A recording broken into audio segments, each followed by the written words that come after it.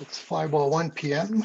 and I think we're still having a couple of people join the webinar. My name is Rashmi Kothari. I am a senior scientist at the Ottawa Hospital Research Institute. I am just briefly opening up the webinar today, and I'm going to introduce you to the chair and the rest of the panel in a couple of minutes. I just wanted to highlight one upcoming event that I think many of you and your colleagues might be interested in. This is an early career forum that's again being co-hosted by NMD 4C, the national network, along with Muscular Dystrophy Canada. This is coming up early in the new year, February 23rd. It's going to be, again, a virtual session, given our current pandemic. It will be in the evening to facilitate sort of the greatest accessibility. But the idea here is to bring together a larger number of early career investigators. We're going to have presentations from 10 of those early career researchers, quick 3-minute kind of TED Talk style presentations. And we're also going to balance it off with presentations from 6 more senior investigators, those who have sort of already had an opportunity to try and navigate the system, and hopefully they'll be able to share their experience, and hopefully ideas of overcoming various obstacles as we establish our research careers. So that's coming up February 23rd, 2021. The registration link is out there. I'm sure you're going to hear more about this, so don't worry if you don't get down the information. You can always contact us to get that if you don't receive further emails on this. So now we're going to move on to the business at hand, and this is really a focus on our up and coming stars in neuromuscular disease in Canada. We're fortunate in having such a wealth of talent, and we're going to highlight some of that tonight. And the session is going to be chaired by Dr. Natasha Chang, and then we have 3 additional speakers that she will be introducing you to in a couple of minutes. But before I hand it off to Natasha, I want to introduce her to you. Dr. Chang is currently an assistant professor in the Department of Biochemistry at McGill University.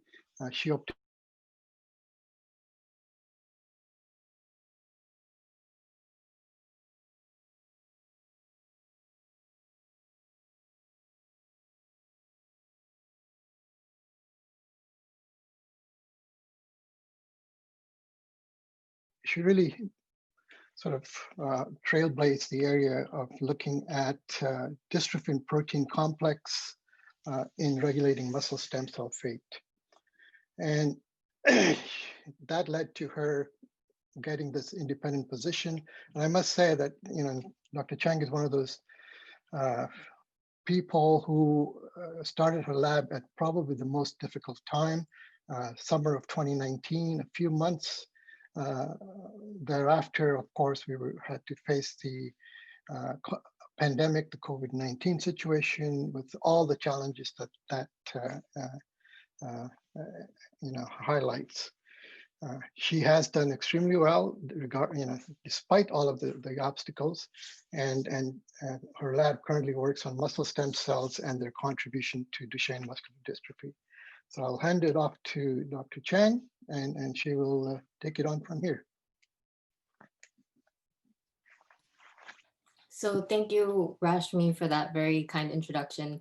And I would also like to thank Rashmi and Aaron Beatty at NMD4C, as well as Muscular Dystrophy Canada, for inviting me to participate in today's event.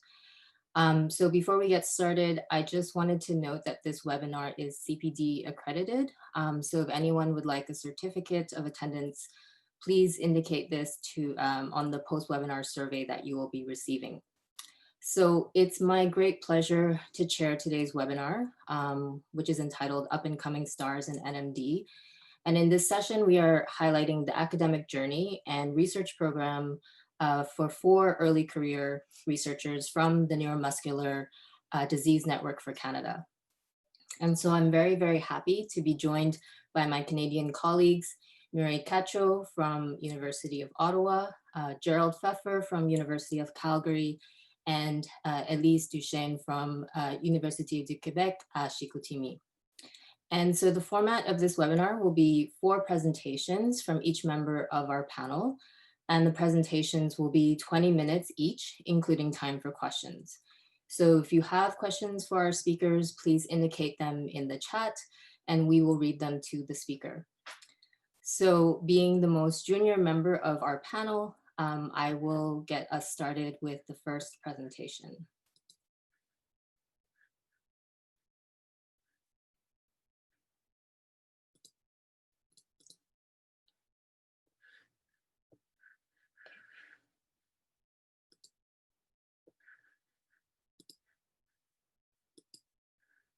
Okay, so in the next 20 minutes or so, I will talk about my perspective as a new PI and present how we are studying muscle stem cells and their contribution in muscle degenerative diseases such as Duchenne muscular dystrophy.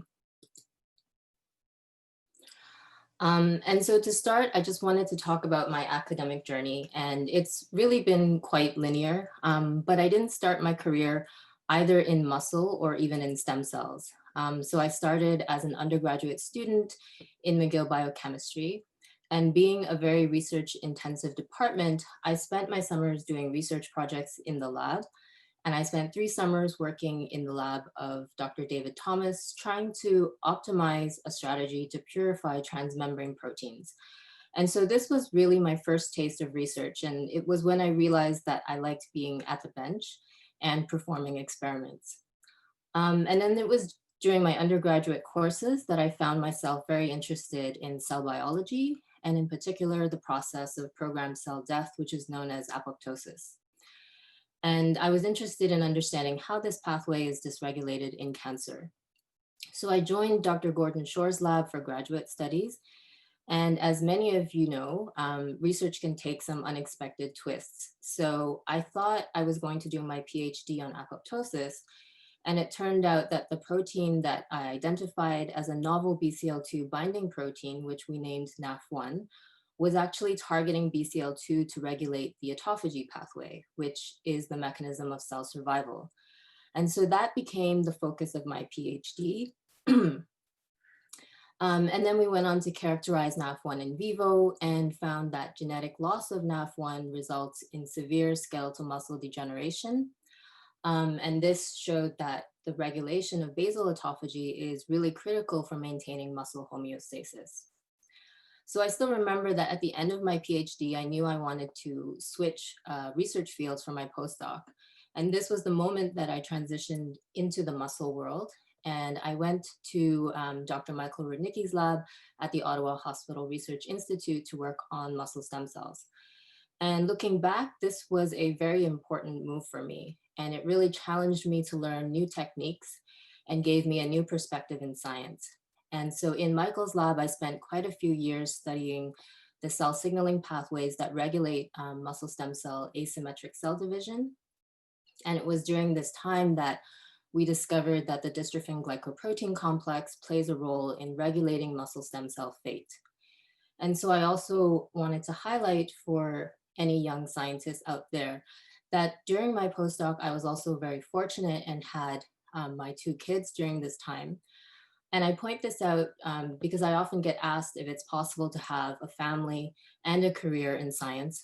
And so my answer to that question is yes, I definitely think it's possible. And my philosophy has always been to just go with the flow and adapt to every situation. And so far that has worked out pretty well. I went on the job market in early 2018, and the process of landing an academic position took over a year. And so that felt like an excruciatingly long period of time, especially because it was full of so much uncertainty.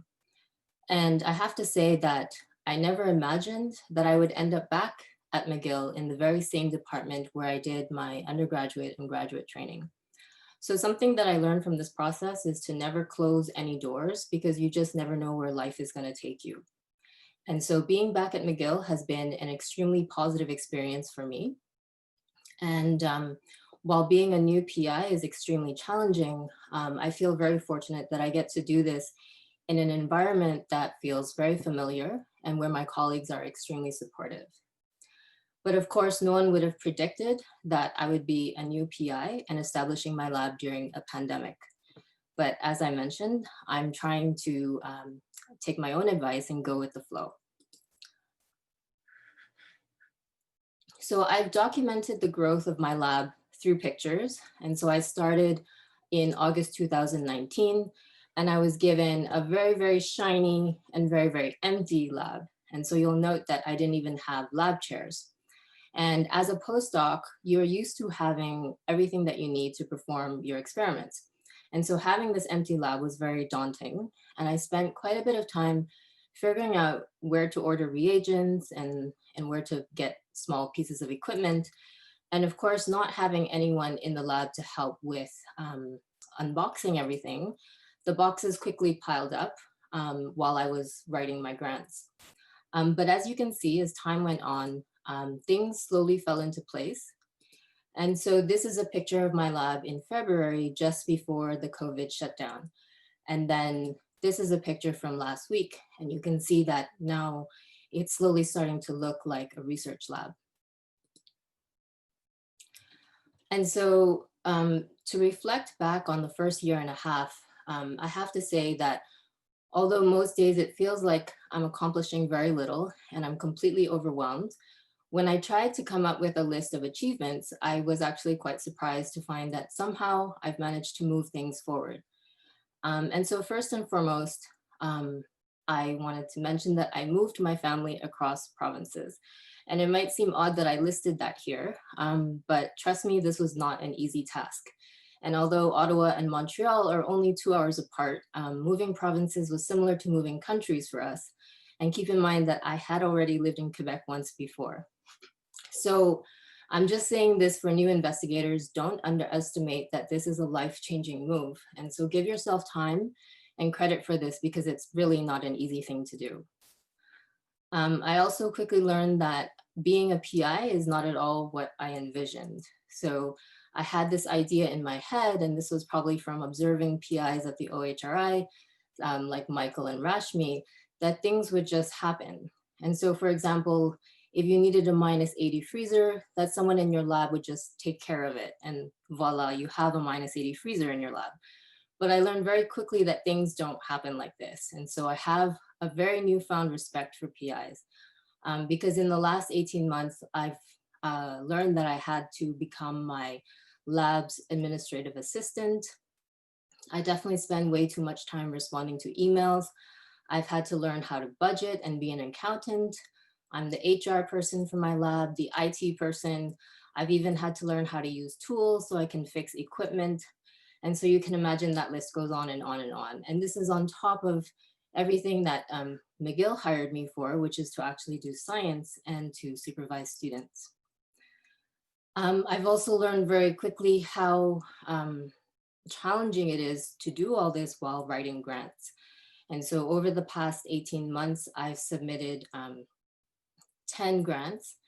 And I've learned how to develop some very thick skin as I deal with the rejections.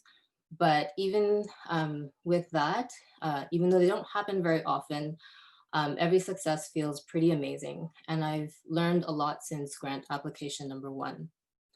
I've also hired my first batch of students and my first research assistant. And this is a picture of us from last week. I've also written an animal protocol. I've gotten it approved and also recently gotten it renewed. So that feels pretty good. We've also started doing experiments. So we've been doing cell culture. We've started molecular biology and cell biology experiments. And I'm very happy to say that I've myself even touched a pipette over the past few months. But keep in mind that over half of the time we've been in a pandemic. So as a new PI, This is something I've never thought I would have to do, but I've learned how to shut down a lab. I've learned how to run a home daycare and a home school, and also then learn how to write research ramp-up applications to reopen a lab. So really, this has been quite a journey for me. And if anyone wants to know more, wants to chat offline about applying for either faculty positions or talk about starting a lab, I'd be happy to chat. You can follow me on Twitter or you can send me an email. And so for the next part of my talk, I will talk about the research that we are doing in my lab. And so our research focuses on this cell that's pictured here, which is the stem cell of the muscle tissue, which is also called the satellite cell. And these are the cells that are responsible for postnatal muscle growth and also for the ability of muscle tissue to regenerate and to repair itself. And for the past several years, I've been interested in understanding the contribution of muscle stem cells in Duchenne muscular dystrophy. And so I'm sure this audience is very familiar with this disease, which is commonly referred to as DMD. But it bears repeating that this is a lethal genetic disease, and it's caused by the genetic disruption of the DMD gene that encodes for dystrophin protein. And in healthy muscle, dystrophin is part of a large protein complex known as the dystrophin-associated glycoprotein complex, or the DGC for short. And in the absence of dystrophin, this complex, which is normally located at the muscle fiber membrane, doesn't get properly assembled. And so loss of the DGC in muscle fibers results in weakening of the membrane, making dystrophic fibers more susceptible to injury. And despite huge research efforts to understand DMD and devise therapeutic strategies, there is currently no effective cure for DMD. And so historically, the primary cause for DMD has been thought to be the lack of dystrophin expression in mature myofibers. However, in 2015, work from Michael Rudnicki's lab demonstrated for the first time that dystrophin also plays a key role in satellite cells, where it interacts with cell polarity proteins to regulate the establishment of cell polarity during asymmetric satellite stem cell division. And so during muscle regeneration, when stem cells get activated, some stem cells will undergo symmetric cell division to replenish the stem cell pool, and some will undergo asymmetric cell division to generate progenitors that expand and differentiate to repair the muscle. However, in the context of DMD, the loss of dystrophin results in an impairment in asymmetric cell divisions, which then shifts the balance towards symmetric cell divisions. And while increased numbers of satellite cells have been observed in DMD muscles, these cells are dysfunctional because they are unable to undergo asymmetric cell division, and this results in the reduced generation of functional progenitors that are needed to repair the degenerative muscle tissue. And so here I just wanted to highlight that dystrophin deficient satellite cells exhibit distinct characteristics from wild-type healthy satellite cells. And so in addition to impaired asymmetric cell division, they have also been shown to exhibit altered differentiation kinetics. As well, dystrophin deficient satellite cells exhibit signs of mitochondrial dysfunction and have alterations in their metabolic profile. And they've also been shown to be more prone to entering cell senescence. So dystrophin is important not only for muscle fiber membrane integrity, but it's also important for satellite cell functions. And I will just quickly summarize today how we showed that DMD satellite cells exhibit impaired epigenetic regulation of myogenic commitment genes. And so when I joined Michael's lab as a postdoc, we asked the question, what lies downstream of dystrophin and the DGC to regulate asymmetric stem cell divisions? And we focused on a protein here called CARM1. So CARM1 is an arginine methyltransferase that mediates myogenic commitment through its ability to methylate this protein here called PAC7. And so PAC7 is an essential transcription factor in satellite cells. And this methylation event controls the epigenetic regulation of this gene here called MIF5. And when MIF5 is expressed, that marks the satellite cell for commitment towards differentiation. And so we asked, how is CARM1 regulated through this process of an asymmetric cell division? And to address this question, we focused on phosphorylation as a mechanism whereby CARM1 could be regulated. And through a kinase screen, I identified the p38 gamma MAP kinase as a kinase that could phosphorylate CARM1 in vitro. And then using a technique called proximity ligation assay, we were able to show that CARM1 and p38 gamma proteins were interacting in activated satellite cells. And here the protein interaction is shown in red. We then used mass spectrometry to identify the amino acid residue on CARM1 that's phosphorylated by p38 gamma kinase. And we identified a highly conserved serine residue at the C terminus of CARM1 that's specifically phosphorylated by p38 gamma. We then performed site-directed mutagenesis of CARM1 at the phosphorylation site and then expressed CARM1 phosphorylation mutants into CARM1 knockout primary myoblasts. And then we performed immunofluorescence to assess the localization of CARM1 when it is either phosphorylated or when the phosphorylation is inhibited. So normally CARM1 is found both in the nucleus and in the cytoplasm. And this is the expression pattern of wild-type CARM1. And this expression pattern doesn't change when we express the phosphorylation inhibitory CARM1 mutant. However, when we express the phosphorylation mimic mutant, we observed that CARM1 localization was predominantly cytoplasmic, suggesting that CARM1 phosphorylation by p38 gamma is preventing its translocation to the nucleus. So you're probably asking yourself, how is this related to dystrophin or to the dystrophin glycoprotein complex? Well, we realized that p38 gamma has a unique protein binding domain at the C terminus, and it's called a PDZ binding domain. And this allows p38 gamma to interact with specific proteins that contain PDZ domains, including the protein syntrophin, which is found in the DGC complex. So we asked if p38 gamma was interacting with the DGC in satellite cells. And so we again performed proximity ligation assays to look at protein interactions between p38 gamma and beta-1 syntrophin in satellite cells. And we found that these proteins are interacting with each other at the cell periphery. And interestingly, when we performed the same assay in satellite cells from MDX mice, which is an established mouse model for DMD, we saw a complete loss of this interaction, suggesting that p38 gamma kinase in MDX cells is dysregulated.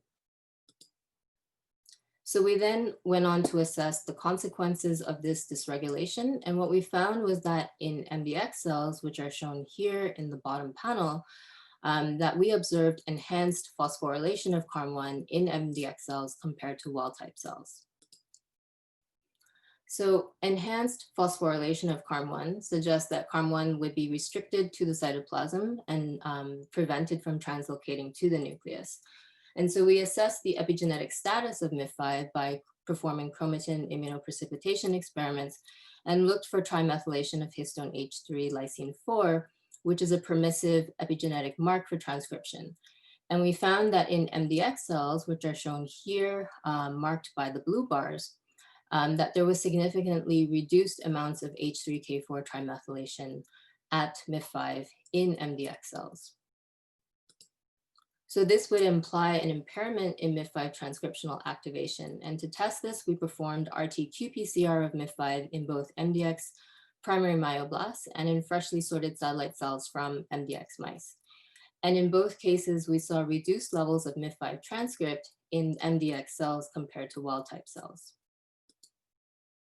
So to summarize this story, we determined how the DGC regulates muscle stem cell fate through the identification of this p38 gamma and CARM1 signaling axis. And it's regulated through the ability of p38 gamma to interact with the DGC. And we showed that in the absence of dystrophin, that this regulation is lost. And this results in reduced translocation of CARM1 to the nucleus and results in altered epigenetic regulation and expression of the myogenic commitment gene MIF5. And so these findings have really helped to better define the stem cell dysregulation that results from dystrophin deficiency. And so what my lab is continuing to work on is to characterize these molecular mechanisms leading to stem cell dysfunction so that we can better understand the disease. And as well, we are looking to design therapeutic strategies that help to restore stem cell regenerative capacity and improve endogenous muscle regeneration. So I'll finish here and just acknowledge the brave members of my lab who I'm very fortunate to have recruited. And at McGill, we are also part of the McGill Regenerative Medicine Network that has played a key role in supporting my lab. I also want to acknowledge Michael and the members of the Rudnicki Lab for contributing to the Carmen story that I presented. And I'll also acknowledge CFI and Stem Cell Network for funding my lab. So I'll be happy to take any questions, and I'll try to stop sharing so that I can see, so I can look at the chat.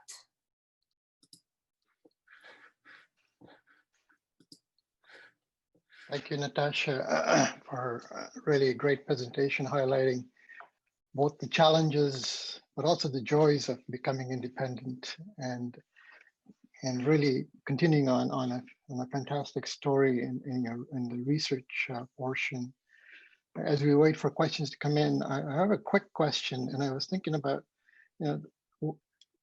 whether you have a similar situation in developmental myogenesis, and whether the same pathways that require dystrophin in the satellite cells are applicable in a developmental context, and have you or others looked at that?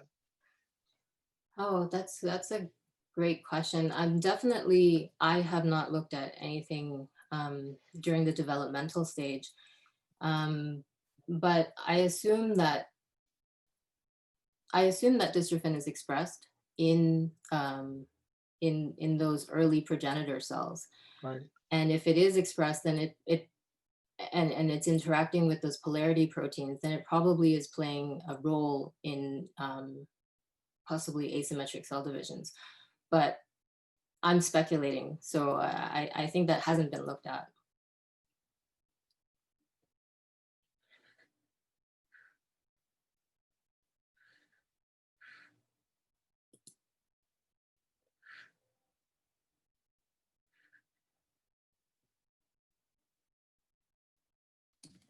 But I think we're also at that 21-minute mark, so perhaps I'll pass it back to Natasha. Oh, there is a question from a couple of people. Dr. Lockmuller wanted to know, some of the microdystrophins used in gene therapy have the C terminus deleted. Would you predict that this has an influence on CARM, etc.? Yeah, so the problem with the C terminus being deleted, I believe that then removes the part of the protein that interacts with PAR1B. So it wouldn't restore cell polarity. But I don't know, and it would probably even without the C terminus, you'll get formation of a functional dystrophin glycoprotein complex. And if that's the case, you'll have syntrophin there in the complex. And if you have syntrophin there, you'll be able to regulate P38 gamma, which can then regulate CARM1. So maybe that would be a way of bypassing the polarity aspect, but that remains to be tested. Right. Dr. Justin Boyer says the number of satellite cells in dystrophic muscle can be 4 times more than in wild type muscle. Do you think that numbers alone can compensate for satellite cell defects? So that's one of the things that we've been thinking about, and definitely it has been shown that satellite cell numbers are increased in DMD muscle, especially in the early stages. So I think that because they are defective in this ability to make functional progenitors, I don't think the numbers alone can compensate for that. And so you'll see this stem cell hyperplasia, but these stem cells are not functional. However, because of this increased number, you do see that some cells are capable of undergoing differentiation and performing asymmetric cell division. So that's why you don't see these effects. So it's not such a dramatic effect, particularly in the MDX mouse. But I think that just because you have increased numbers, it doesn't mean that you're getting functional cells. Okay. Thank you, Dr. Chang. There are a couple more questions in the Q&A, if you don't mind answering them online. Sure. And we'll move on to the next speaker, and I'll cede the chair to you now. Okay, thank you, Rashmi. Okay, so our second speaker is Dr. Mireille Cacho. So Dr. Cacho joined the Faculty of Medicine at the University of Ottawa as an assistant professor in the Department of Biochemistry, Microbiology, and Immunology in January 2018. She is also the Canada Research Chair, Tier 2, in Mitochondrial Dynamics and Regenerative Medicine. So Dr. Cacho's research is focused on understanding key mitochondrial signaling pathways that are critical for stem cell maintenance during aging and degeneration. And the title of her talk is Shape-Changing Mitochondria, New Players in Muscle Stem Cell Regulation. So if you can share your screen. Yeah, I will do that.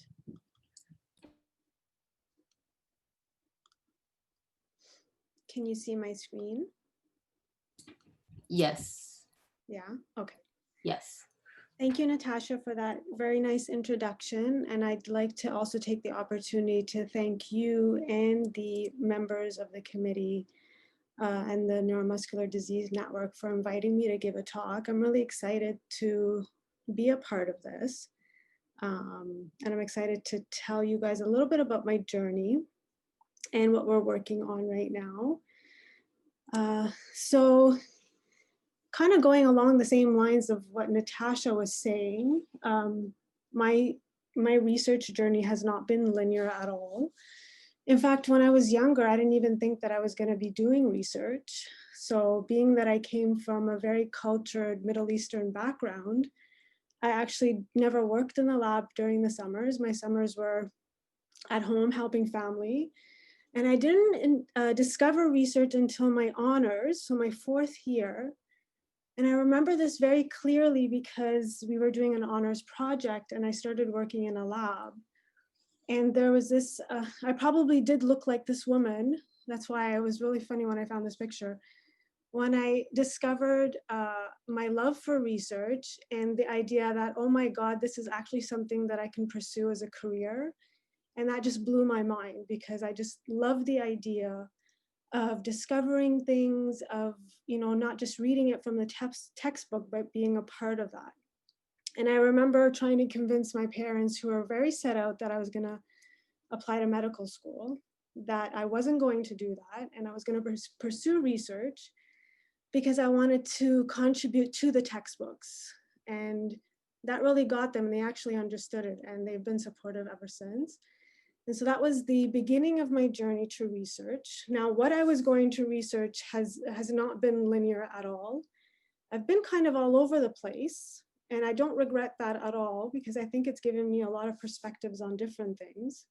And I for sure didn't think that I would ever be studying mitochondria or stem cells. So that journey was pretty interesting. But just to go over this briefly, I did my master's degree in developmental biology. I was actually working on zebrafish fin development. I quickly learned that developmental biology wasn't the biggest interest for me, and I needed to be working on something that was a little bit more medically relevant. And so I did my PhD in Dr. Stephen Lee's lab, and he worked on cancer biology. And that's where I started to touch upon metabolism a little bit. And then for my postdoc, which was here in Ottawa in the lab of Dr. Ruth Slack, there was a complete switch to studying neuroscience. And somehow through, and as you can see, the theme of my research journey has seriously been a series of serendipitous events that have led to breakthroughs, somehow ended up stumbling upon mitochondria, metabolism, and stem cells. And so that's what I study now, among other things. My journey, I didn't really want to talk about this too much, but my journey in getting a PI position was actually quite difficult. And part of that reason was due to personal reasons. I knew that I wasn't able to, I didn't have the flexibility of going wherever I wanted to. And so I've actually been extremely fortunate of being able to get a position in Ottawa where I could stay. And had it not been for that, I probably would have not stayed in academia. So I'm extremely grateful. And every day I wake up and I'm like, I can't believe I got this job and I'm doing what I love to do. But so currently, as Natasha said, I am an assistant professor at the University of Ottawa. I can't believe it's been almost 3 years. Time passes so quickly. It's unbelievable. But at the same time, it feels so long, because when I hear Natasha describing the process of setting up her lab, I remember that so clearly, but it seems so far, far away. So Natasha, things do get better, I swear. So this is where I am now. I'll tell you a little bit from my postdoc to where I am now, how I started studying what I study, and how I stumbled upon these tiny little creatures that are so amazing. They're not creatures, they're organelles. These mitochondria that are, to me, the most fascinating thing. As you may know, mitochondria are the energy factories of the cell. This is the classical depiction of what mitochondria are, and they're usually depicted in these, rod-shaped structures with invaginations. And we all know that mitochondrial dysfunction is generally a bad thing, and it's found in a multitude of diseases, including many degenerative types of diseases, in aging and different stress conditions.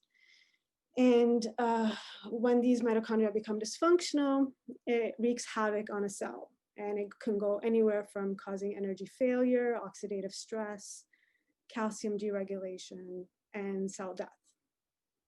So at the time when I joined the laboratory of Dr. Ruth Slack, I had been working on cancer in my PhD and studying the microenvironment of cancer in that setting.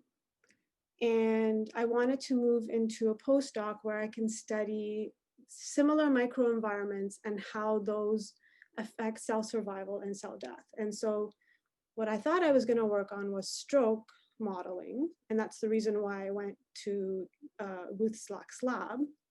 And I wanted to understand mechanisms that we can develop to enhance cell survival in disease states or in stress states. So that's where I discovered mitochondria, because they were studying mitochondria at that time.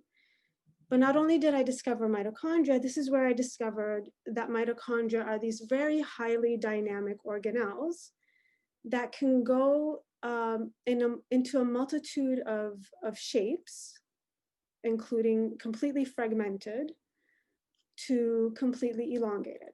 And this process, or this changing in the structure of mitochondria, is referred to as mitochondrial dynamics.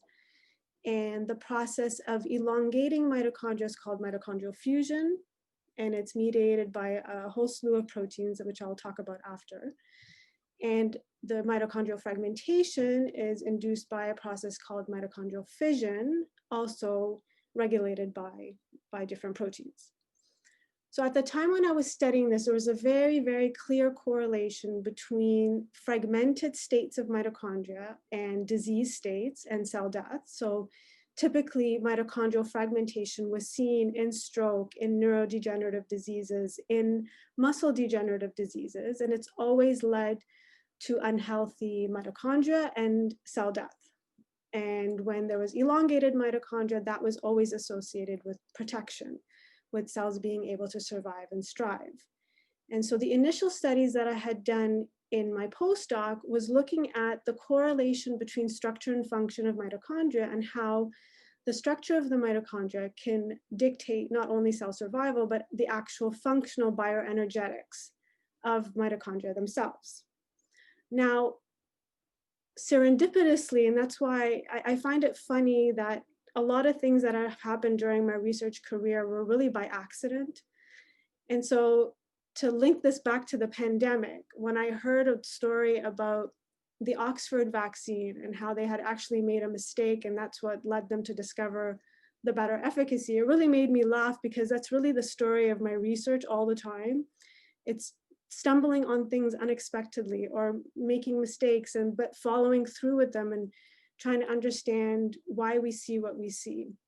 And so in the process of me studying this pathway here, the model systems that we were using of mitochondrial dysfunction always seem to have some kind of phenotype in their stem cells. And at that time, I was looking at the brain. So brain development, we were looking at neural stem cells. And this was something that nobody had paid attention to.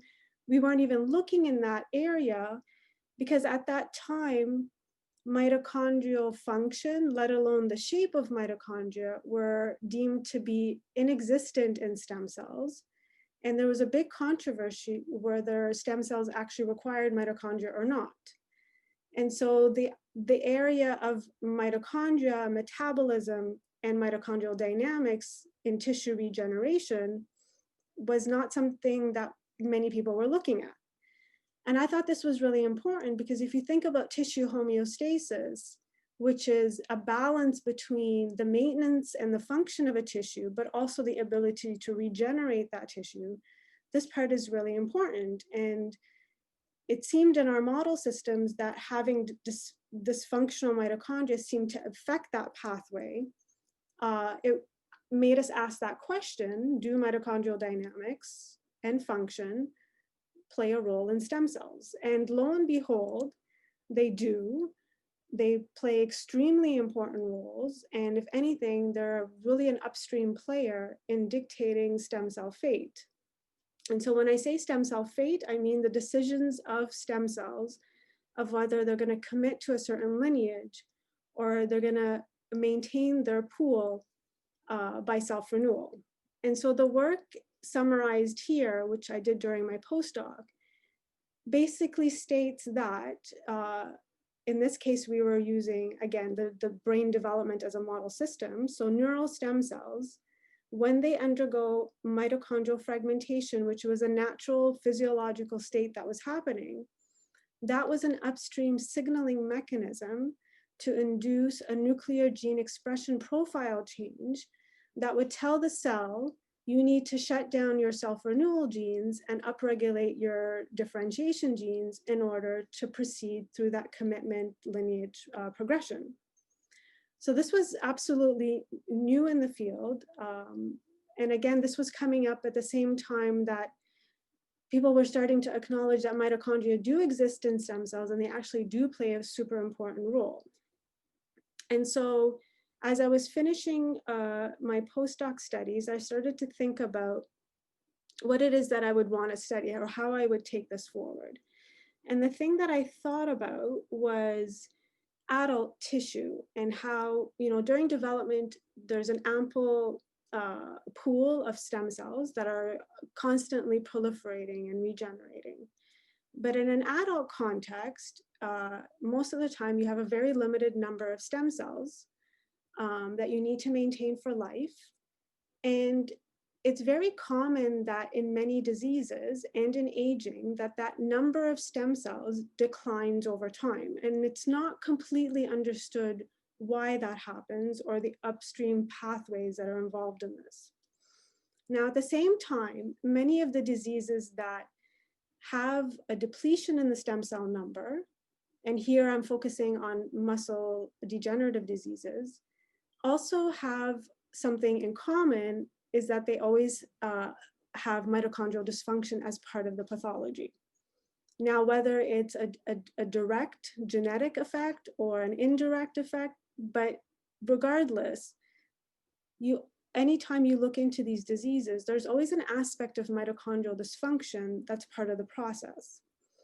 And so knowing what I know from the studies that I had done in my postdoc, I kind of wanted to put two and two together and asking the question, well, if mitochondrial dysfunction and shape changes occur in these diseases, is it possible that what happens to the stem cell population? So we know that mitochondria are important. Are they also important in this context? And so when I started my own lab, I must admit, I am not a muscle biologist at all. I don't know anything about muscle. I didn't know anything about muscle. Now I know a lot. And so starting my lab was particularly difficult because I felt like I was starting from scratch. I didn't know a lot of the techniques, the protocols I had to set up. I had to talk to a lot of people who I'm very grateful helped me out along the way and provided me with the animal models and a lot of the protocols, one of them being Dr. Michael Rudnicki and Dr. Colin Christ, who really stepped up and helped me with this. But so this was a very new area for me, and I can honestly say it's probably taken me about 2 years to really establish the protocols, and we're still, twiddling with them. But regardless, this is what we have so far. So just to recap the muscle stem cell system. So muscle stem cells are normally in a quiescent state, and what that means is that they're dormant. They're not proliferating, and they stay that way until they see a stimulus. And the stimulus would be an injury, it could be exercise, but something that would activate the muscle stem cells, that would push them out of their quiescent state into the cell cycle and allow them to proliferate. And at that point, there's self-renewal decisions versus decisions to to commit to the myogenic lineage. And so using this model system, the first question I had was, okay, what happens if I induce mitochondrial fragmentation in the adult quiescent muscle stem cells? And so using the PAX-Cree ERT2 mouse model system, we induced through tamoxifen the deletion of OPA1. So OPA1 is the major mitochondrial fusion protein. So by deleting OPA1, you get excessive fragmentation, as you can see here. But at this time point, these are very acute studies. So this is only a few days after loss of OPA1. There's no effect yet on the function of mitochondria in terms of ATP generation. So this is just a fragmentation of mitochondria. And as you can see here, this is specifically loss of OPA1 in the muscle stem cells and not in the other tissues. And to see how this would affect regeneration or muscle regeneration, we turn to the cardiotoxin injury model, where we inject cardiotoxin into the tibialis anterior muscle and then monitor the progression of regeneration over time. And as you can see here and appreciate, prior to any injury, the muscle of an OPA1 knockout resembles that of a control. As soon as we induce the injury, the number of newly formed fibers, which are these centrally nucleated fibers, diminish in the OPA1 knockout. And by the time we reach 21 days post-injury, which should be a time point when most of the muscle should be regenerated at this time in a wild type context, the OPA1 knockouts were completely unable to regenerate. And you can appreciate that here by the size of the TAA muscle 21 days post regeneration. So both the size and the number of newly formed fibers were defective and impaired in these knockouts. So this was quite striking.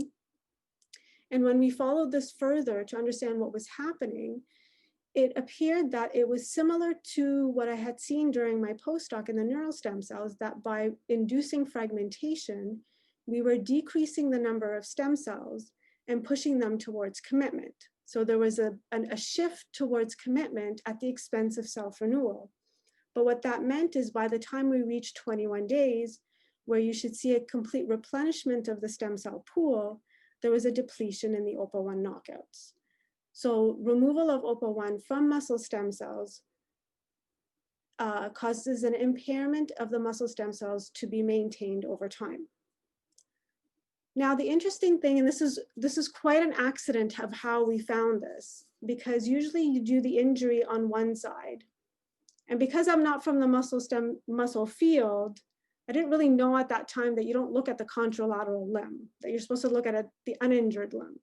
So we were looking at the contralateral limb, but that, if we hadn't looked at that, I don't think we would have figured out what we ended up figuring out after, because what we saw in the contralateral limb of these OPA1 knockouts was that there was also a depletion of stem cells, which was quite shocking at that time because it's very distal to the site of injury and it shouldn't really be affected.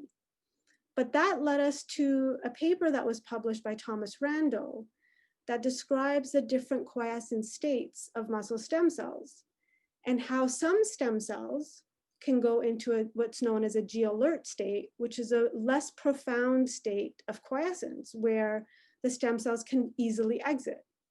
And so we decided to look at the gene expression profile and the cell cycle kinetics of the muscle stem cells that have lost OPA1. And what we saw was that not only were the genes that are involved in self-renewal downregulated, but the quiescence genes were also downregulated, so like CD34. So they've really lost their depth of quiescence.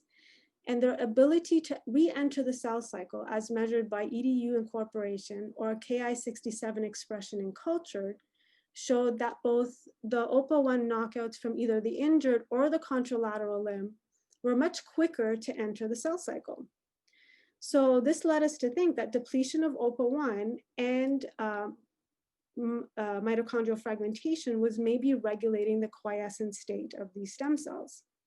And so we went back to look at what mitochondria actually look like in a normal setting during myogenesis. And what we see is that mitochondria are nicely elongated at T0, which is the most quiescent state of the muscle stem cells. But as early as 4 hours after activation, we can clearly see these fragmented mitochondria forming. And this persists until 24 hours, which is the continuation of activation. But then they elongate again by 72 hours. So there's really highly dynamic state of mitochondria. But the interesting thing is, if we prevent this fragmentation from happening by using an inhibitor of the fission process, so that keeps the mitochondria elongated, we slow down the re-entry of the stem cells into the cell cycle, and we completely rescue the OPA1 phenotype. So there seems to be a direct link between the fragmentation and the activation of these muscle stem cells. In an aging model, and when I say aging, I mean when we allow this depletion of OPA1 to continue on for 3 months, there's a progressive decline in mitochondrial function. So the levels of ATP start to drop.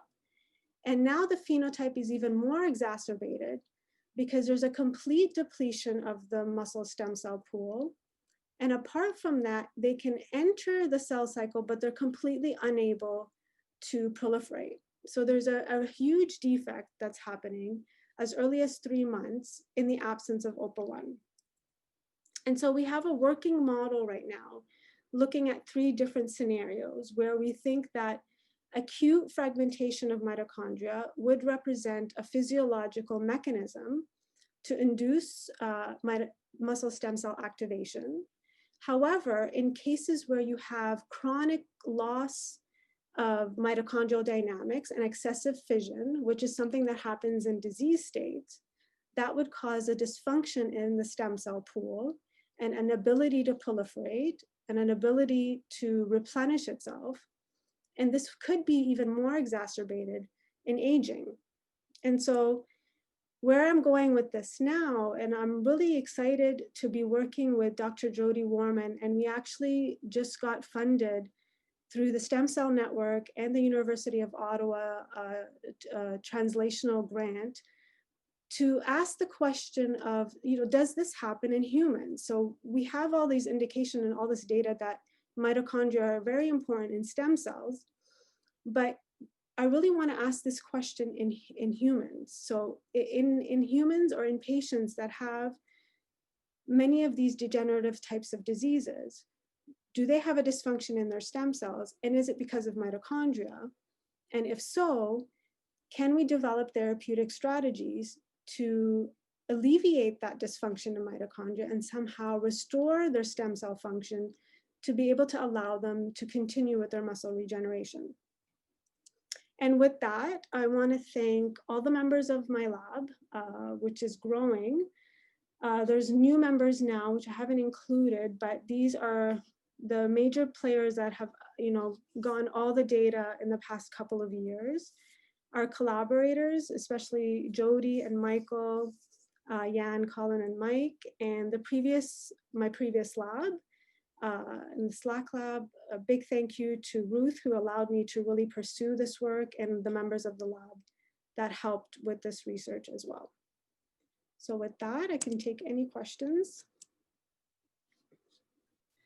Thank you, Mireille. And I have to say, like, I'm always very impressed because you've completely switched research fields, and to see that all the preliminary data that you've generated, it's really, really impressive. Thank you, Natasha. Thank you. So I think we have time for maybe one question. Okay, and there is one question from the audience. So the loss of OPA1 leads to precocious differentiation of the muscle stem cells. Have you considered incorporating a reporter to study this in vivo? So the precocious differentiation, it's a little bit complicated because it seems that mitochondrial function and the state of the shape of mitochondria, it changes at the different stages of myogenesis. So I know I just told you that they commit more, but they actually can't differentiate. So if you remember the first slide where we did the cardiotoxin injury, there was a decreased number of fibers and the fibers were smaller. And when we do all the immunostaining characterization of the muscle, they are all pushing towards a MyoD lineage. They get into EMHC, which is the early differentiation part, but they get stuck there and they don't move past that. And I believe this is happening because when we look at the physiological changes in mitochondrial shape during myogenesis, there's a sharp fragmentation that happens, but it's very transient. And then about 24 hours later, the mitochondria actually elongate again. And I believe that elongation of mitochondria has something to do with the bioenergetic state to ramp up probably ATP generation that's required to progress through differentiation. And so in the OPA1 knockouts, that can't happen. So there's multiple defects at different time points, but they are unable to differentiate. One of my students is actually trying to study this in culture right now. We haven't thought about looking at it in vivo, but that's actually a really good idea. So thank you for that. Okay, thank you, Mary. In the interest of time, I'm going to continue and introduce our second speaker. So our second speaker is Dr. Gerald Pfeffer. Dr. Pfeffer is a clinician scientist at the University of Calgary, and he did his neurology specialty training at UBC and a genetics PhD at Newcastle University. So his clinical and research work focuses on adult onset neurogenetic conditions, and the title of his talk is Alternative Approaches to Diagnosis of Neurogenetic Diseases.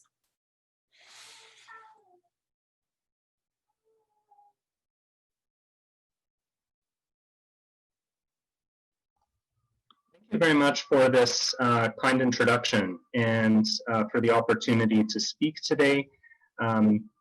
Thank you to Muscular Dystrophy and NMD4C for helping facilitate all of this great research discourse, and especially during times like this for us to stay all connected and communicating with each other. So let me turn on my timer here to make sure I don't exceed my allotment. So I see we're maybe a tiny bit behind schedule. I'll try to keep to 15 minutes. I was asked to talk a little bit about how my career path took me to where I am, and just a general outline of my research program. So I will try to do just that succinctly and in an entertaining way, hopefully as well. I have no competing interests to disclose, but except that I have to say I've always had favoritism toward rare diseases. I started my career path at McGill. I am originally from Montreal, and I'd done medical school 2001 to 2005, and then went on to neurology residency from 2005 to 2010.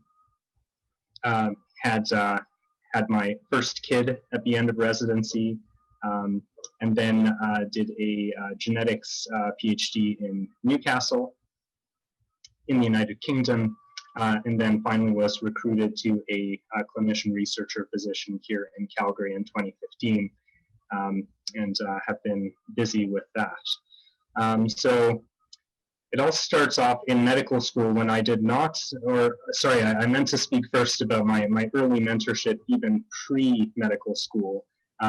These were two of the researchers at McGill who I had worked with on summer projects before being accepted to medical school. Dr. Karapoulis is an MD PhD clinician scientist in endocrinology, and he definitely always taught me to bring it back to the patient and put the patients first. That's a valuable lesson I've always come back to. And Dr. Janet Henderson, who I worked with a little bit more, is a great researcher, very sharp, both in terms of her wit and in the science. Working in her lab, I had the opportunity to participate in my first publication as a distinguished middle author from work that I had done actually back around 2000 or 2001, but it eventually got published in 2005. And it was this funny story where David, who was a really great guy and great scientist, who was a PhD student at the time, seemed to be able to do everything in the world except for semi-quantitative RT-PCR. So that became my specialty, and this was, and still remember the look on Dr. Henderson's face when this finding for the alpha-1 integrin after stimulation of the cell culture with FGF18 showed this big upregulation of this cell matrix protein. She was very, very excited, and I have to admit I didn't really understand why, but you know, I was still a child. So I went on to medical school at McGill. I felt very privileged to have been accepted, and very first unit we did in medical school, it seemed like we spent weeks talking about this condition here. I know this is a neuromuscular audience, so not sure if anybody knows what this X-ray is showing, but it's actually showing a condition called pneumothorax, when air fills up in the space between the rib cage and the lung. It can be quite dangerous. Not sure if it was necessary for us to spend weeks and weeks on this condition, but it gave me the impression that this was really very important. And so finally, when I went on my rotations as a medical student, the first patient I saw with shortness of breath, I told the residents, well, this patient must have pneumothorax. And of course, he laughed at me and said, no, it's pneumonia. And then the next patient with shortness of breath, I thought, well, it must be pneumothorax this time. And again, pneumonia. It's always pneumonia, apparently. And finally, he mocked me for paying attention to anything I had heard in lecture. And suggested I get re-educated. But I did take from this that there are some people who have a fascination with the rare things, such as pneumothorax, which, well, I accept this isn't as rare as some of the things that we're all studying, but it certainly did color the rest of my progression through medical school.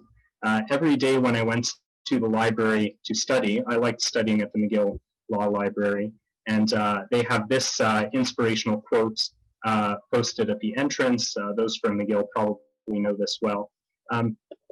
And certainly have to say it helped inspire some great interest in some of those rare diseases that are hard to diagnose. Of course, much of medicine is very practical and does not necessarily like to focus on these ultra rare diseases. But that was where I found my home in neurology. When I came onto the neurology rotation, all of a sudden, everybody thought that this was great, that I cared about the super rare, difficult to diagnose conditions.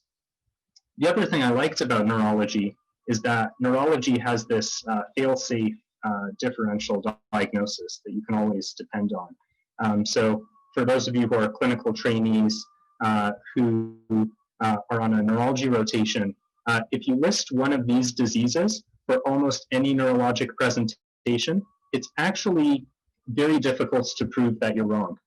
So that's just a special tip that I would give to any clinicians here going on neurology rotations. And of course, on this list is mitochondrial disease because of the diversity of its clinical presentations.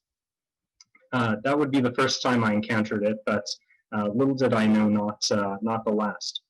I moved on, of course, to University of British Columbia for residency, and there I had really excellent mentorship. I considered myself to be very lucky to have had research and just general mentorship interactions with many people, but particularly with the people who are listed on this slide here.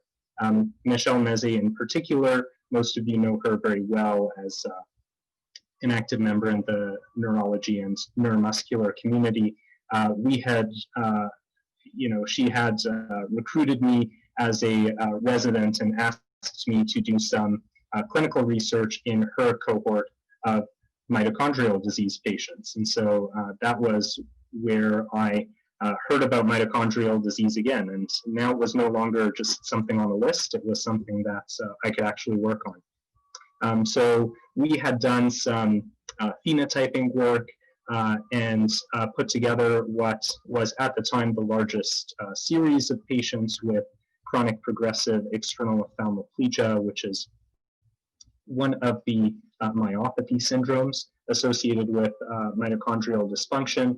And we had actually found a very different phenotype from what had been reported previously. And of course, it turned out that this was because we were dealing with a population who had had onset of disease in adulthood, which was something that actually may not have been formally appreciated previously, and was when I first started to realize that there's something special about the adult onset genetic diseases, that even with similar genetic lesions, you end up with very different phenotypes if they present later on. We had done some further work looking at whether you could get better diagnostic reliability using looking at different tissue types. So patients with progressive ophthalmoplegia develop drooping of their eyelids that obscures their visual fields.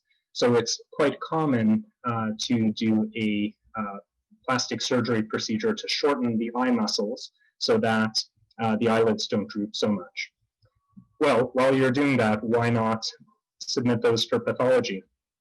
And so we came up with an interesting finding here that actually you can show mitochondrial pathology directly in these muscles, and that furthermore, some of these patients had not had some of these pathologic findings in unaffected muscles, suggesting that even if you don't find it with your initial muscle biopsy in the leg, which would be the usual location for this kind of test, there are ways that you can keep looking and try to find the answer.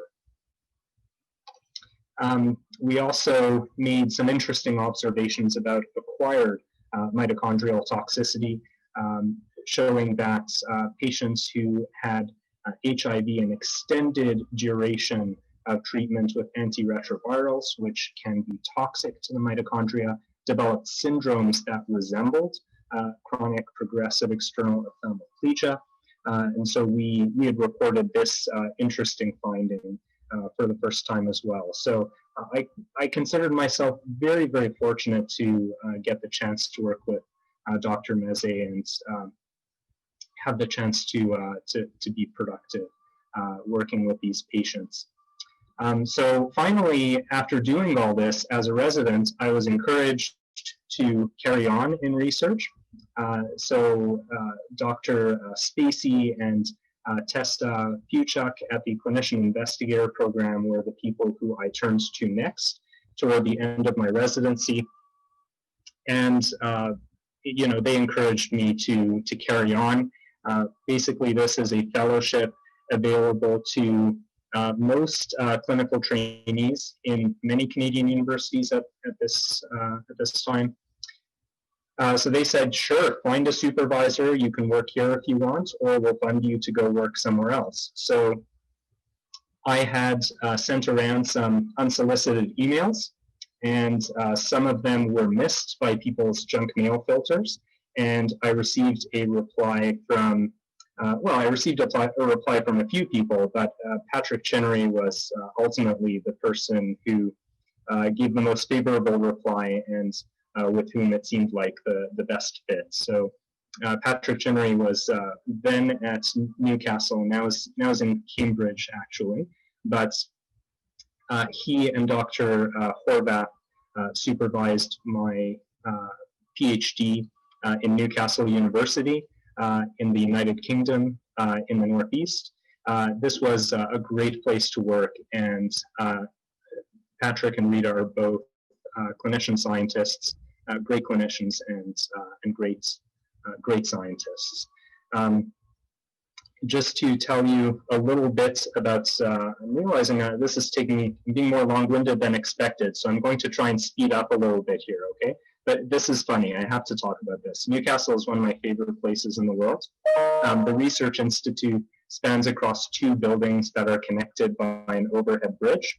And right next to the clinic, you have an NHS genetics clinic, and then you have everything else you need to live right here, because you have a pub right next to the clinic, then you have a nightclub to go to right after that. In case you make any mistakes that you regret afterward at the nightclub, a few years later, you can take your children to the science center that's right next door. And then, of course, there's a Starbucks, which obviously requires no justification. During the winter, they have a skating arena in the courtyard here, and standing on this overhead bridge, watching British people try to skate is it's just hilarious. It's highly recommended. And in autumn, there was the Lady Boys of Bangkok who would come annually and perform. We could hear their music and their antics as we were, running sequencing and PCRs. It was fantastic. And if that isn't enough, there's always Easy Street across the way.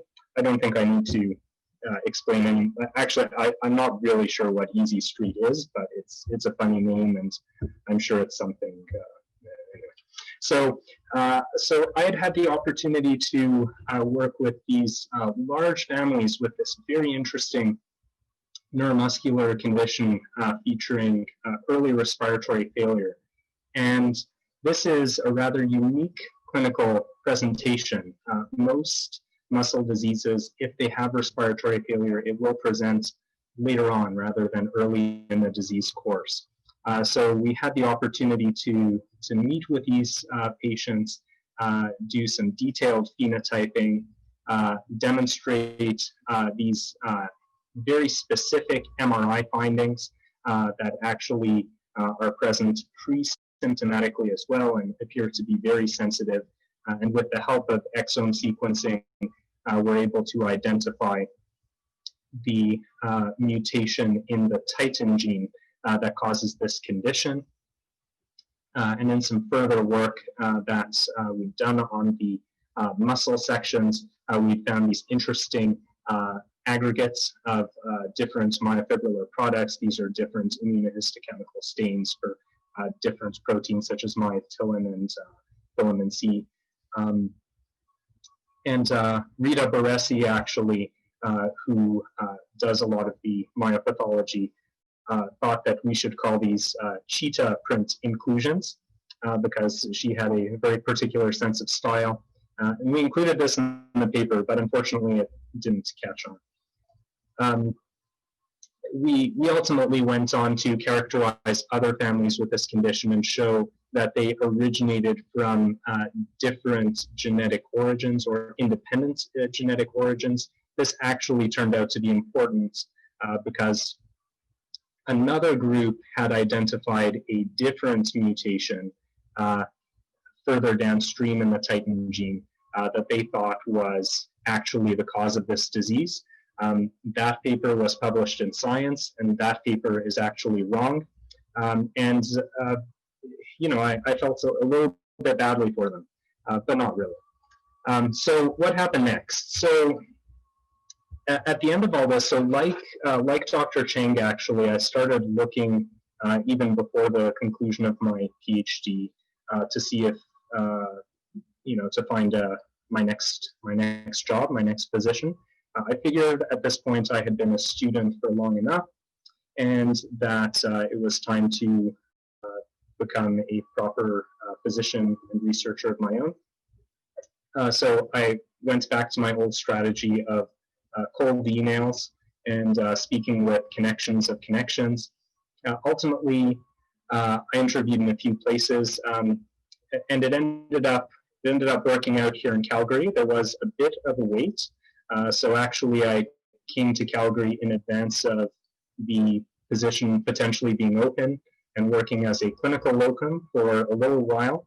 I always like to joke that, somewhat awkwardly, that they only offered me the position here because they knew it was the only way to get me out of that clinical locum position, and they thought I'd probably just hang out here forever anyway. So why not? Anyway, I joke about it awkwardly because I'm not sure whether or not it's true. But since then, I really have had a great experience here in Calgary, and been very grateful for all of the support that I've had here. I'm going to skip through this because of time, but I am going to just talk very generally about some current projects leading on from work that I've done previously. So, and really a lot of this is carrying on from work that I had done before. So, deep phenotyping and systematic analysis of rare diseases. So, Espia Quadir has a really excellent publication looking at mitochondrial disease and cardiac dysfunction that I recommend. We're looking at rare diseases in underserved populations, not just as a matter of academic interest, but I do believe that this is a question of social justice as well. This is a project that Jamie Leckie is working on. It's not published at the moment, so unfortunately I can't direct you to anything on that yet. We are using, in our myopathy patients, we're looking at diagnostic approaches using muscle tissues and RNA sequencing, among other things. And that project is what Matthew Joel is working on. We have a large bank of muscle tissues for research that I've collected over the years through my clinic. And finally, in connection with this, we're also doing some genetic biomarker studies.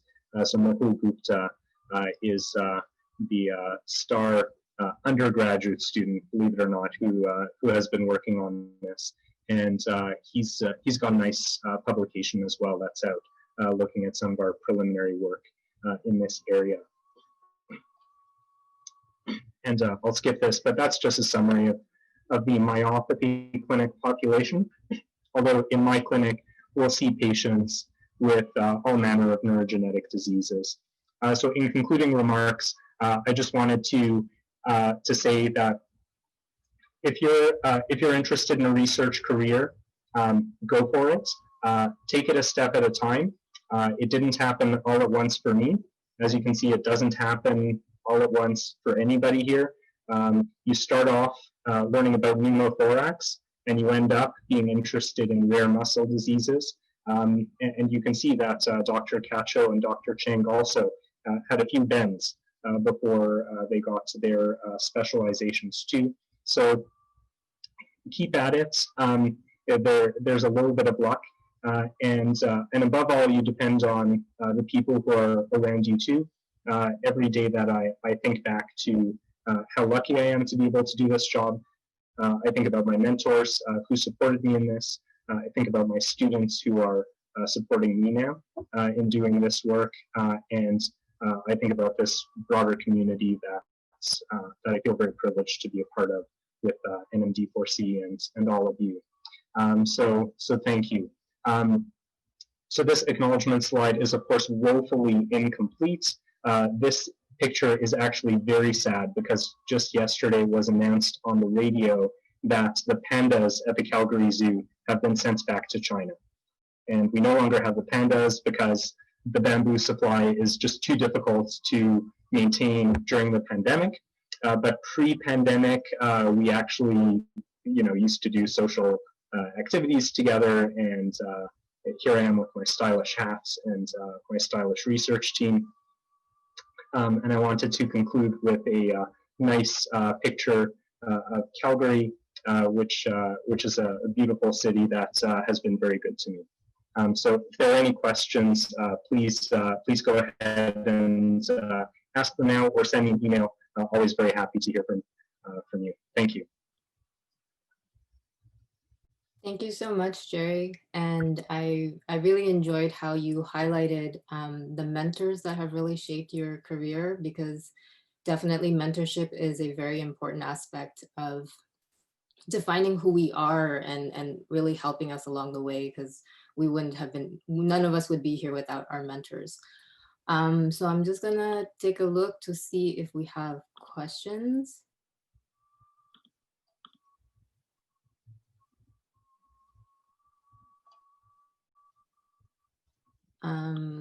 I'm not, okay. So in the interest of time, because it is getting late, we are going to move on to our last speaker. So thank you, Jerry. And so our next and last final speaker is Dr. Elise Duchesne. And so Dr. Duchesne started her independent position in the physiotherapy program at Université du Québec à Chicoutimi in January 2012. And since then, Dr. Duchesne has played an instrumental role in the development of this program. And she was the interim director for 2 years and led the program's first accreditation process. And so her research is focused on muscle plasticity in highly prevalent neuromuscular diseases of the Saguenay-Lac-Saint-Jean region, including myotonic dystrophy type 1. And the title of her talk is The Skeletal Muscle Under a Multi-Phased Perspective.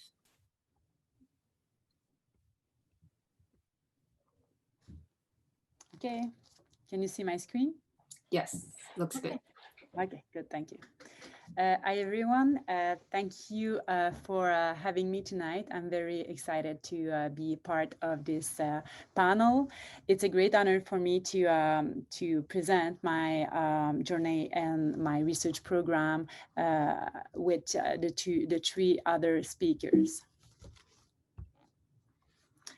Okay, then skeletal muscle represents a common point of many aspects of my personal, academic, and professional life. Then I will use it to describe my journey to achieving my present position of professor and to provide an overview of my research. I just say that I have nothing to disclose. Okay. Let me start in the early of 2000. As a competitive volleyball player, I wanted to study in a university having a recognized volleyball team. I had a big interest for physiotherapy at this moment because I have had to work with several physiotherapists during my sport career, namely in reason of my experience, my personal experience of muscle injury. I was admitted into the physiotherapy program of Laval University in 2002. And from that moment, I started to study skeletal muscle under a rehabilitation perspective. And during the summers, 3 summers to be more precise, I had the great opportunity as an undergraduate student to work into the lab of one of the most appreciated professor of all time of the physical therapy program, named Dr. Claude H. The research program of Dr. Cote was oriented toward muscle physiology using animal models. From that moment, I started to study skeletal muscle, but under molecular and histological perspectives. And from that moment, I was trapped. I fell in love with research and I undertook a master's degree in 2006. And in 2007, I even had to choose between a professional volleyball career or continuing my graduate studies. And I chose the last option, which I think was a good decision. After having complete my master degree, I complete my PhD in 2012. During all these years, I worked on the role of inflammatory cells in skeletal muscle repair in rat model. And during the last year of my PhD, I was starting to think about my postdoc training. I was looking to combine my expertise in muscle physiology with human studies in the rehabilitation field.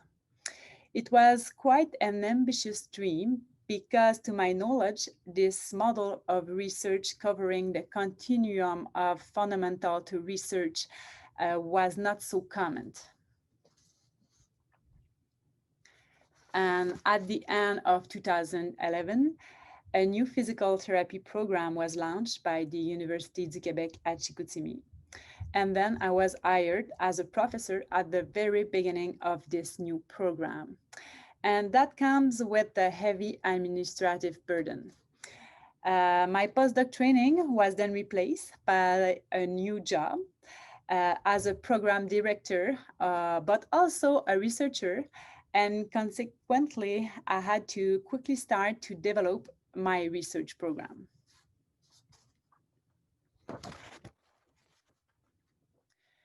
I imagine a research program combining my research interest, namely in muscle physiology and with the background in physical therapy, with a unique characteristic of the Saguenay-Lac-Saint-Jean region, which is the high prevalence of some neuromuscular diseases, such as myotonic dystrophy type 1, also known as DM1, concentrated in a small area.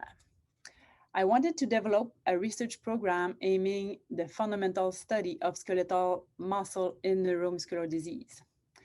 I didn't realize how lucky I was at this precise moment. Indeed, I had a chance to meet the GRIM research group led by Cynthia Gagnon as the scientific director. Maybe many of you, most of you know Cynthia Gagnon. And this interdisciplinary team is well recognized at the international level for having conducted many studies of large cohort of patients with neuromuscular disease, including longitudinal studies. And one of these have been conducted in DM1 population over almost a 20-year period.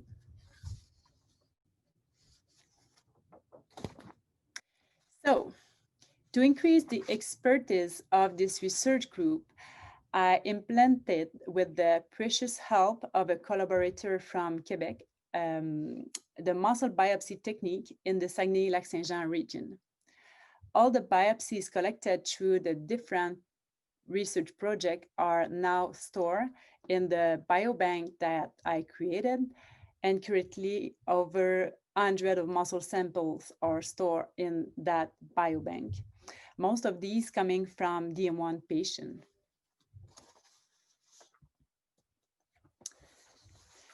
GRIM Research Group is now able to carry out research projects from bench to bedside.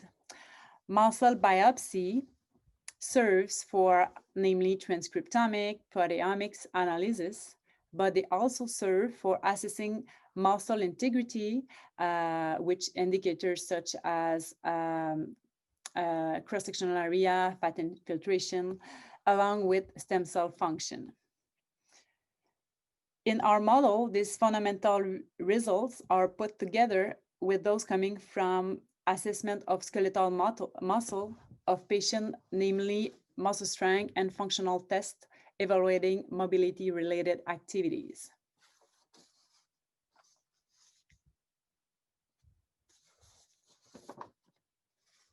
This model is highly relevant for the study of myotonic dystrophy type 1, DM1, for many reasons. First of all, DM1 is the most prevalent adult onset neuromuscular disorders in Canada and worldwide. The prevalence is 16 times higher in the Saguenay-Lac-Saint-Jean region in comparison to the rest of the world. Secondly, almost all systems are affected by the disease, but the skeletal muscle systems is severely impaired. Indeed, muscle weakness is a cardinal feature of DM1, along with myotonia and muscle wasting, also known as atrophy. Muscle weakness and atrophy are some of the clinical hallmarks in the progression of DM1.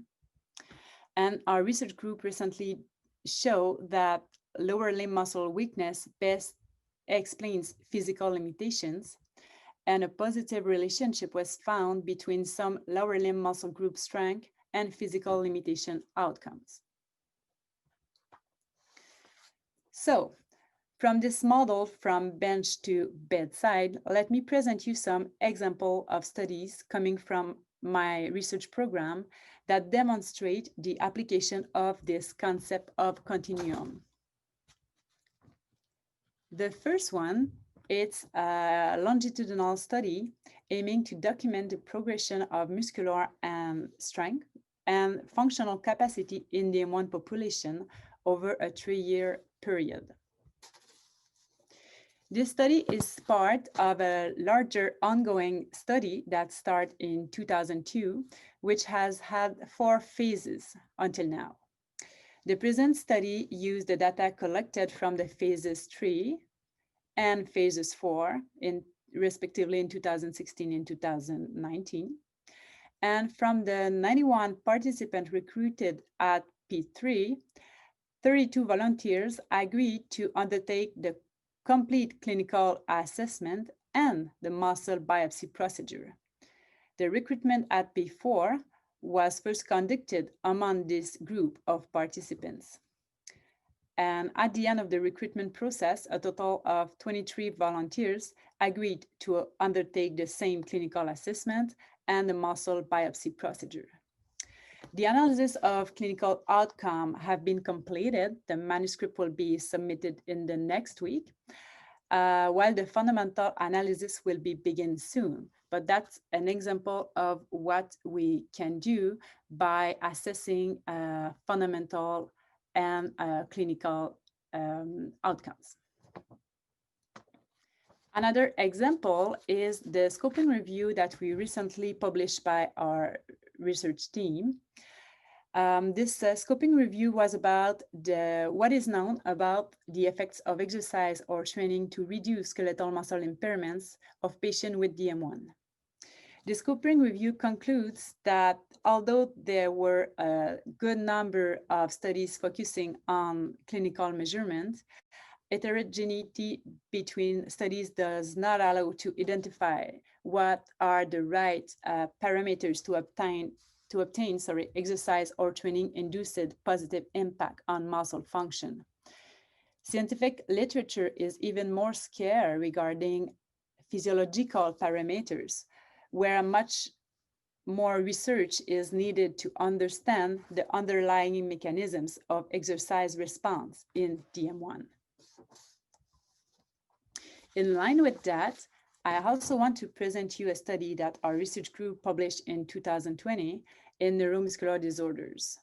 The aim of this study was to evaluate the effects of a 12 weeks lower limb strength training program over time on lower limb muscle strength, on function, and also on vastus lateralis fiber size in men with DM1. This study differs from others by being the largest until now on this subject using muscle biopsy. This study combined clinical, here, at different time points, and fundamental analysis. And the fundamental analysis help us to understand the underlying mechanisms explaining the clinical gains. Additional experiments are underway with the muscle samples collected from the previous study. Indeed, muscle samples were prepared for mass spec analysis.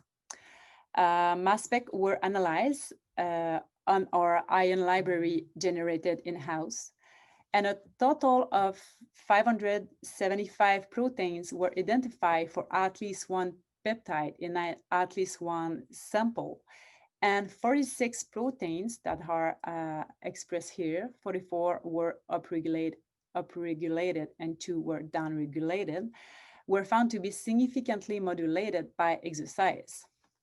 This protocol and those results allow me to join an international group, the group Recognition, that works from serum samples collected in the Optimistic clinical trial. The Optimistic clinical trial has shown that cognitive behavioral therapy, a patient-tailored intervention to increase activity and enable patients to deal with their disease, imparts significant beneficial impact on activity and participation. The Recognition group proposed a multi-omic approach to identify the molecular signature of the response to this clinical intervention using serum samples collected at baseline and 2 follow-up time points. The central hypothesis is that pathways associated with the positive response to CBT, cognitive behavioral therapy, can be consolidated or reinforced by conventional drug therapies targeting the same pathways. In Optimistic, muscle biopsy were not obtained and biomarker work were limited to serum samples, which are quite challenging because of the abundance of liver-derived proteins such as albumin and may not fully reflect relevant target tissues. That is probably the best example of a research opportunity that came from the model of research that we developed in our research group. Quickly, I just want to present you 2 other papers that we recently published. The first one, these 2 papers are related to outcome measures. The first one, it's the validity, the assessment of the validity of the mini-best test, which is a test for balance that we demonstrated as being valid for myotonic dystrophy population. And the other paper is the assessment of intra-rater reliability and concurrent validity of quantified muscle testing of the knee extensor strength in DM1 population. These 2 examples are examples of the more clinical part of our research team. In conclusion, skeletal muscle is more than ever present in my life. I joined a competitive team and I had a precise expertise that at the first look was a little bit tricky to understand how we will be able to work together. But I think that this complementary and the continuum of our expertise are very helpful for the M1 population.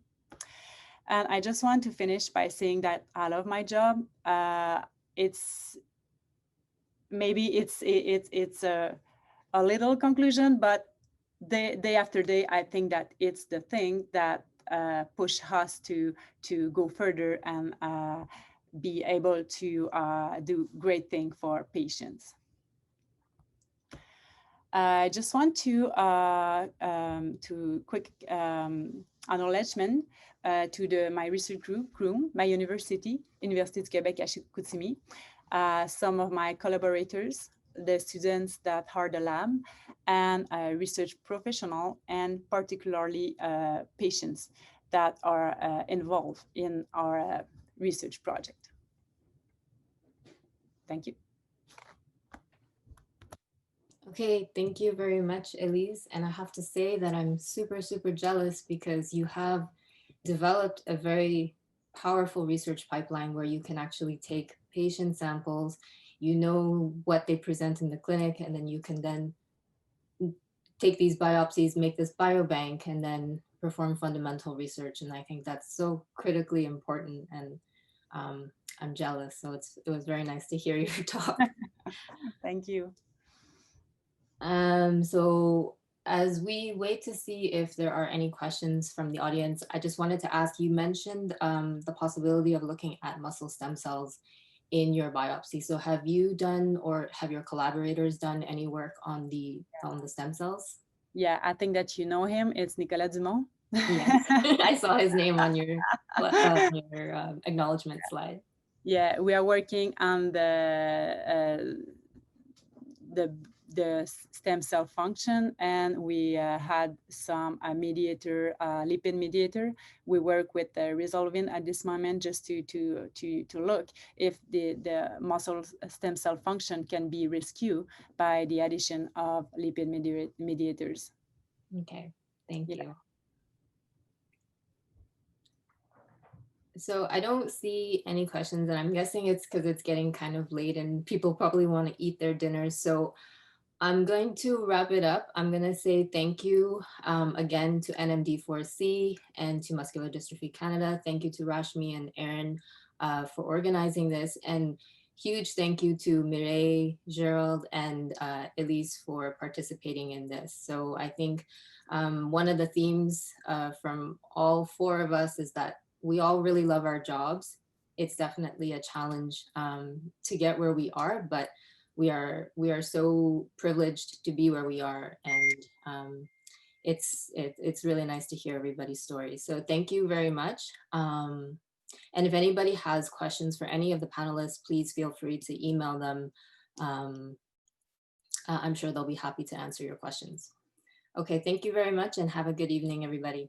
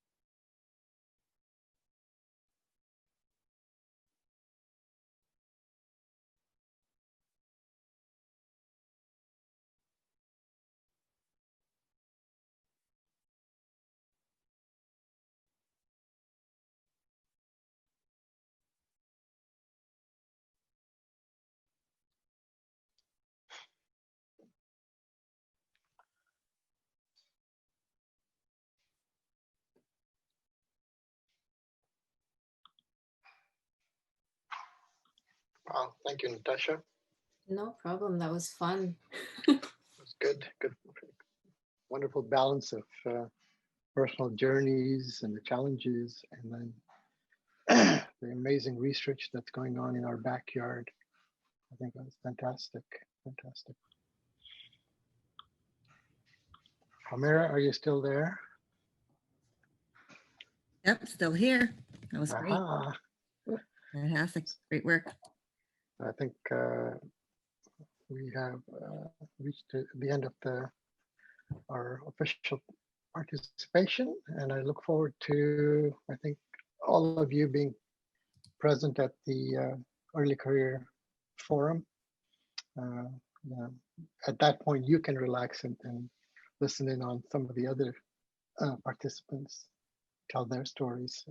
And I think hopefully on that day, we will have some additional kind of networking type of events to try and expand our kind of knowledge of each other, which is really, really critical as you go from early career to mid-career to, you know, whatever I am.